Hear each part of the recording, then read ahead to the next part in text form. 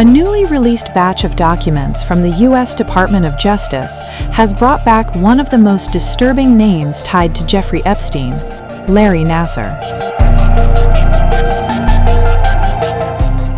According to the files, an August 2019 letter was allegedly written by Epstein to Nassar while both men were incarcerated in separate federal prisons. Nassar, as we know, had already been convicted of sexually assaulting hundreds of young female gymnasts and was serving a life sentence since 2017. Epstein, meanwhile, was awaiting trial at the Metropolitan Correctional Center in New York on federal sex trafficking charges involving minors. The alleged letter opens with a chilling line, stating that the two men shared one thing: their love and caring for young ladies. It then goes further, making a shocking reference to the President of the United States, claiming that President Trump shared their love of young, nubile girls. The letter is signed simply, "Yours, J. Epstein."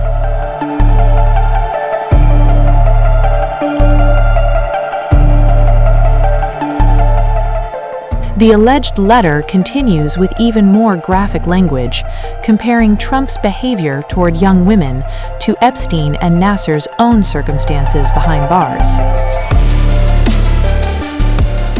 It claims that when a young beauty walked by, Trump loved to grab snatch, while Epstein and Nassar were left snatching grub in the mess halls of the system. The letter reportedly made its way back to the Metropolitan Correctional Center after Nassar was transferred from a prison in Arizona to a facility in Florida. Once recovered, an FBI agent requested a handwriting analysis to determine whether Epstein actually authored the letter, though the results of that analysis have not been made public.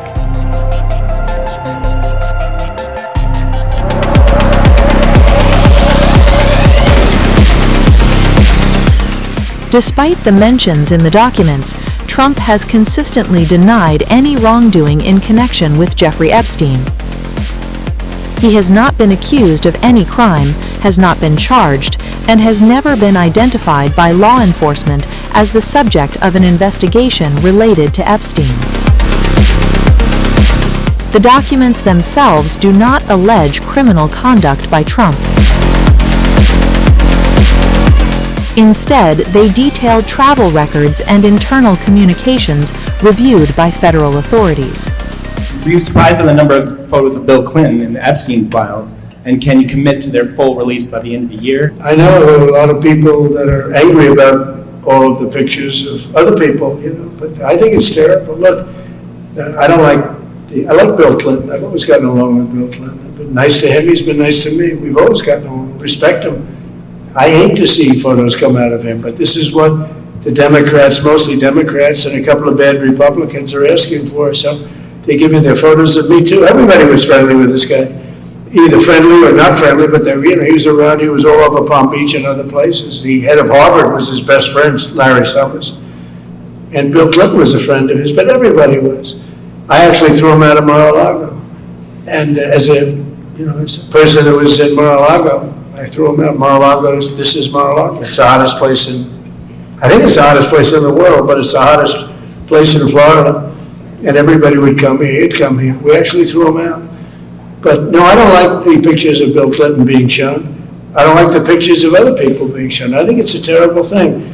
I think Bill Clinton's a big boy, he can handle it, but you probably have pictures being exposed of other people that innocently met Jeffrey Epstein many years ago, and they're highly respected bankers and lawyers and others. In a fresh statement accompanying the release, the Department of Justice addressed the nature of some claims contained within the files. The DOJ stated that certain documents include untrue and sensationalist claims that were submitted to the FBI shortly before the 2020 presidential election. The department emphasized that these claims are unfounded and false, and said that if they had any credibility, they would already have been used against Trump. The DOJ added that the files were released out of a commitment to transparency while still maintaining legally required protections for Epstein's victims. However, the victims and the survivors are not very happy with the redacted files. Just put out the files and stop redacting names that don't need to be redacted. It's just, who are we trying to protect? Are we protecting the survivors, or are we protecting these elite men that need to be put out there? And people need to know these are predators that are in the files. They need to be brought to justice so they can stop doing this in the long run. It's for everyone's safety at the end of the day. I haven't gone through all of it, so I don't want to speak, I don't want to say the wrong things, but I do understand that also a lot of important, people have been redacted from it.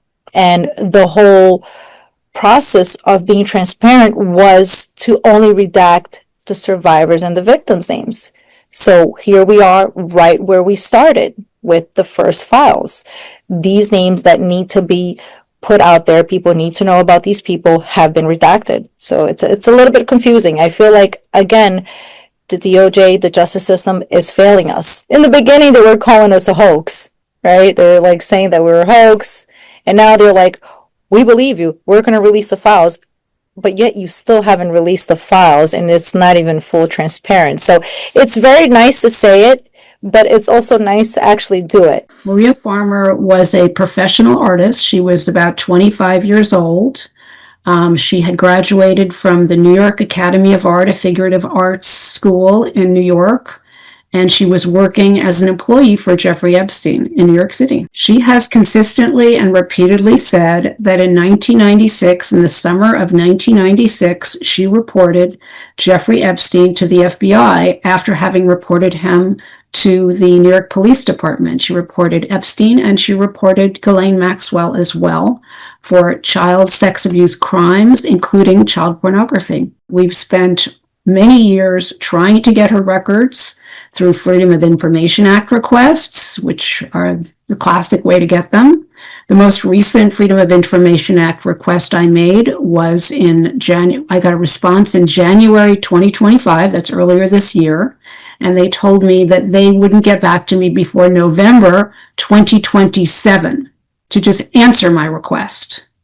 And this has been and when we've seen anything from the government, which is infrequent, it's highly redacted information. And we've never seen anything before corroborating her 1996 report, but we just saw it yesterday for the first time in 30 years, which is remarkable, really remarkable. All we know right now from the documents is that there was a clear and corroborated report that Maria Farmer did exactly what she has said for 30 years that she did. She reported Epstein to the authorities, to the federal authorities, to the FBI.